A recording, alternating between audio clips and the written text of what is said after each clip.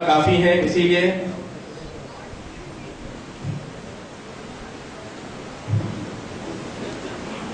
سوال یہاں پر سی آئی ای web site note کر لیجیے آپ لوگ www.cieindia.org. میں اسے دہراتا ہوں www.cieindia.org. اور ٹیلی فون نمبر پہ بھی رابطہ پیدا کر سکتے ہیں 040-664-99-771. انشاءاللہ ایک ہفتے کے بعد آپ اپنے سوالات سی آئی کی ویب سائٹ پر دیکھ سکتے ہیں.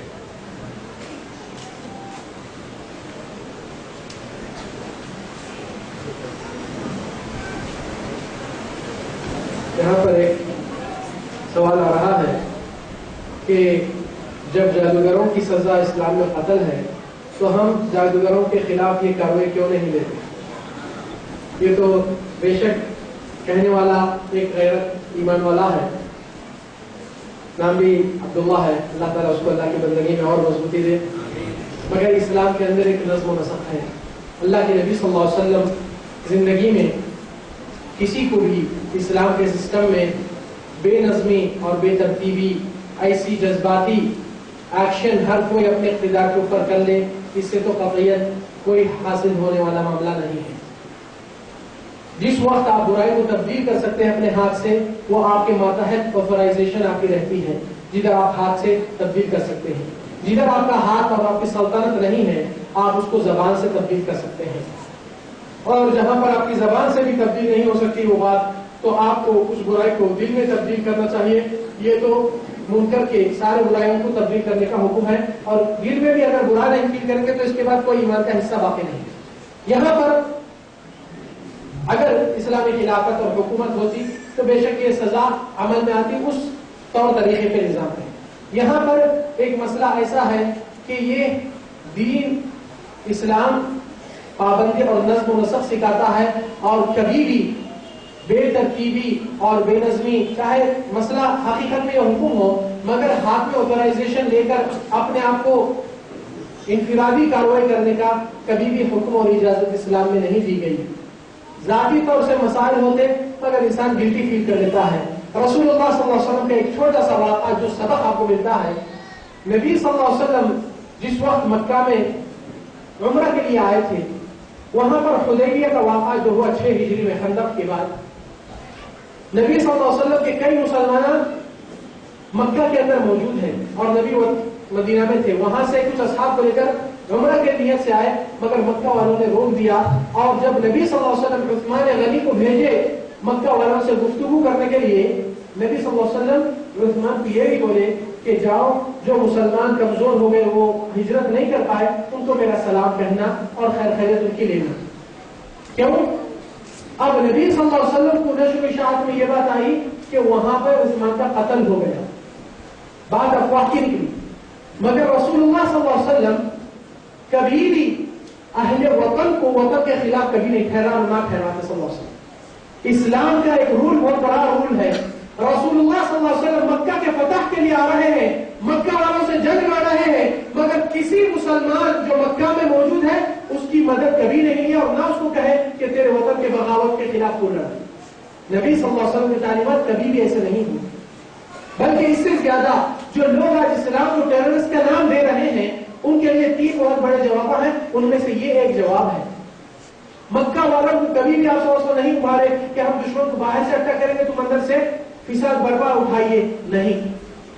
آپ صلی اللہ علیہ وسلم کے ایسے آداب کبھی نہیں تھے. حتیٰ کہ جنگ کے میدان میں فوج کو روانہ کرتے ہیں تو اخلاقی جنگ کے معیار دیکھیے ان کے اندر. آپ صلی اللہ علیہ وسلم فوج کو کہتے تھے کہ کسی عورت پہ ہاتھ مت اٹھاؤ، کسی بوڑھے کو قتل مت کرو، کسی عبادت گاہ کو مت توڑو، کسی مندر کو یا کسی چرچ کو، کسی ان کی عبادت کو مت جلایا کرو، کسی جھاڑ کو مت کاٹو، کسی گھر کو مت توڑو، کسی بچے کو مت قتل کرو. کہاں جا رہے اتنے بڑے آداب اور معیاری؟ کیوں؟ بے گناہوں کے اوپر آپ صلی اللہ علیہ وسلم کبھی ہاتھ نہیں اور نہ اٹھاتے صلی اللہ علیہ وسلم. اس سے زیادہ خبیب بن عدی رضی اللہ عنہ نبی صلی اللہ علیہ وسلم کے ایک صحابی اور قرآن کے حفظ کرنے والے اور نبی صلی اللہ علیہ وسلم کے کاتب وحی تھے. خبیب بن عدی جیسا ان کو ایک قبیلہ نے دھوکے سے پکڑ کے مکہ کے حوالے کر دیا اور وہ لوگ قبیلہ کیا کہے کہ رسول اللہ کو آئے اور اسلام کے ظاہر کرے کہ ہم مسلمان ہو گئے، جب وہ لوگ جھوٹے تھے. نبی صلی اللہ علیہ وسلم کو غیب کا علم نہیں تھا. وہ لوگ کہنے لگے ہمارے پاس اچھے استادوں کو محدثین کو بھیجو ہمارے کو سکھانے کے لیے. تو نبی صلی اللہ علیہ وسلم 6 بہترین حفاظوں کو بھیجے. تو لوگوں کا ارادہ یہ تھا کہ ان کو ہم مکہ والوں کے حوالے کر کے بیچیں گے تاکہ مکہ والے ان سے بدلہ چکا لے جنگ بدر. تو نبی صلی اللہ علیہ وسلم کو نااہلی کی وجہ سے ان کے حوالے کر دیے اور وہاں پر 3 صحابہ تو شہید بھی ہو گئے آپس کے جھگڑوں میں. اور یہ 2 جنوں کو 3 آدمی کو 4 آدمی کو ختم کر دیے. 2 آدمی کو جب مکہ میں حوالے کیے تو خبیب بن عدی کو جس کے طرف بیچا بکائے گئے وہ آدمی سفر پہ تھا یا اشہر الحرم میں داخل ہو گئے تھے جس مہینوں میں قتل حرام تھا. تو لوگ اس آدمی کو قید میں رکھے اس صحابی کو 1 مہینے تک. وہ مہینہ گزرنے کے بعد قتل کرنے کا دھوکے سے پکڑ کر لائے. اور وہ صحابی جب اس قید میں تھا وہاں پر ایک معاویہ بن کے کام والی بیچاری کھانا لا کر دیتی تھی پھر برتن لے کر جاتی تھی. یہ معاویہ کام والی کا ایک چھوٹا بچہ تھا جو یہ صحابی کو آ کر گود میں بیٹھ کر کھیلتے رہتا مذاق کرتے رہتا. تو بچے کے دل میں ایک آدمی سے لگا ہوا کچھ مہینے کو دیکھنے کے بعد. تو ایک دن جب یہ اشہر الحرم ختم ہونے کے لیے اور ان کی پھانسی کے اور قتل کی سزا کا دن قریب ہو رہا ہے تو یہ خبیب بن عدی وہ خادمہ کو کہتے ہیں کہ آپ کے پاس کچھ یعنی ناخن کترانے بال کٹوانے کے لیے میں اللہ سے ملنے جا رہا ہوں پھر صاف صفائی کر لوں گا. تو وہ ایک کتی لا کر دیتی ہے جو بلیڈ کی طرح ہے اور وہ صحابی اپنے ناخن تراشتے ہوئے بیٹھا. تو اتنے میں وہ بچہ آ کر ان کی گود میں بیٹھ گیا. تو وہ کاموانی جیسا کھانے کو لے کر آئی ہے دیکھتی ہے بچہ آدمی کی گود میں ہے اور وہ آدمی کا 2-3 دن کے بعد قتل ہونے والا ہے. اس کے ہاتھ میں بلیڈ چاقو ہے. تو ایک دم سکتے میں آ جاتی ہے وہ ماں اور اس کے دل میں خوف دہشت آ جاتی ہے. تو وہ صحابی دیکھ کر پہچان لیتا ہے کہ اس کو ڈر ہو گیا کہ میں دھوکے سے لایا گیا اس کو قتل کیا جائے گا تو میں ہو سکتا ہے بچے کو قتل کر دوں گا کیونکہ میری جان جاری مگر اس کو بھی کسی کو لے کے جاؤں گا. تو وہ صحابی کہتا ہے کیا معاویہ آپ ڈر گئے آپ کے بچے کے اوپر مجھ سے خوف کھا گئے. تو کہتی ہے کہ سر ہلا کر کے ہاں مجھ کے حیبت ہو گئی خوف ہو گئی کہ آپ کچھ کریں گے بچے کو. تو خبیب بن عدی ایک جواب دیتے ہیں ساری دنیا کے لیے بڑا گونجنے والا جواب ہے. آپ نے کہا ما كنت اصنع ذلك وانا من اصحاب محمد. ایسی حرکت مجھ سے کبھی نہیں ہو سکتی جب کہ میں محمد کے ساتھیوں میں سے صلی اللہ علیہ وسلم. یہ بزدلی حرکت مجھ سے نہیں ہو سکتی کہ ایک گناہ بے قصور کو قتل کروں جبکہ میں محمد کی تربیت اور محمد کی تعلیمات سے اٹھ بیٹھک میں ہوں. میں سے ایسا کام کبھی نہیں سکتا. یعنی تو بلیک میلنگ میں بچے کے اوپر کرتی رکھ کے اور کام والی کو پکڑ کے کہ اس کو بارڈر تک چھوڑ دو بعد میں تم لوگ رہا کرو ایسے کرائم کر سکتے ہیں. مگر خبیب بن عدی ساری دنیا کو نبی صلی اللہ علیہ وسلم کی تعلیمات کو روشن کرنے کے لیے یہ واقعہ کیوں نہیں بیان کیا جاتا؟ کیوں نہیں بولا جا سکتا ساری دنیا کو کہ رسول اللہ کے اصحاب کے اندر ایسی تعلیمات تھی اور نبی کے سارے جگہ دیکھیں جو 17-18 جگہ ہے اس میں کتنے قتل ہوئے؟ صرف 400 وہ بھی جنگ کے میدان میں. ایسا دھوکے سے نہیں. آخری واقعہ یہ بہت بڑا پیارا واقعہ ہے. یہودیوں کے ایک بہت بڑا عالم تھا اور وہ نبی صلی اللہ علیہ وسلم کو کچھ قرضے میں کچھ اناج دیا تھا اور نبی جو قرضہ لیے تھے کچھ مدت تک لیے تھے. تو وہ یہودی آیا رسول اللہ صلی اللہ علیہ وسلم کی محفل میں جدھر آپ صلی اللہ علیہ وسلم کے اصحاب کے ساتھ ہیں. آپ صلی اللہ علیہ وسلم کے بغلوں سے پکڑ کر کھینچ کر کہتا ہے یا محمد رد علی دینی فإنکم قوم عبد المطلب قوم مطلوب. اے محمد میرا خرچہ تم مجھے واپس کر دو تم لوگ عبد المطلب کے خاندان بہت سستی سے ادا کرتے ہیں.